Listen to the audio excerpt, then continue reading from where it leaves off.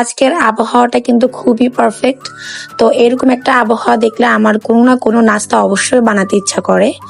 তো আমি দুটো ডিম নিলাম। আর কিছুদিন আগে ফেসবুকে একটা চাইনিজ ভিডিওতে দেখেছিলাম এই রেসিপিটা, কাপকেক ইস্ট দিয়ে বানাচ্ছিল। তো খুবই বিট করা ঝামেলা নেই সেখানে, জাস্ট এই যে আমি যেভাবে দেখাচ্ছি সেভাবেই। তো এখানে ডিমের সাথে ইস্ট দিয়েছিলাম, দেখেছেন, চিনি। এটা দেওয়ার পরে আমি এখানে ময়দা দিয়েছি। ময়দা দেওয়ার পর এগুলাকে একটু মিক্স করলাম। তো এই পর্যায়ে আমি এখানে সয়াবিন তেল দিছি। তো এখানে পানি গরম করতে দিয়েছিলাম, পানিটা একটু বেশি গরম হয়ে গেছে। তো আমি ওই গরম পানির সাথে একটা নর্মাল পানি মিশিয়ে ভালোভাবে মিক্স করে নেব। তো এটাতে আমি এখন রেস্টে রাখবো অনেকক্ষণ, মানে আমার যতক্ষণ মনে চাই আর কি। বলতে গেলে আমি এটা বিকেলে মেখে রেখেছিলাম, সন্ধ্যার পরে এটা বানানোর জন্য আসছে। দেখেন একটু ফুলে গেছে। তো আমার কাছে কাছের কাপ আছে, কিন্তু মানে কেক বানানোর জন্য যে কাপগুলি থাকে ওই ধরনের কোনো কাপ আমার কাছে নেই স্টিলের। তো আমি ভাপা পিঠা বানানোর জন্য এই কাপগুলো ছিল, আমি এগুলাতে বানিয়েছি।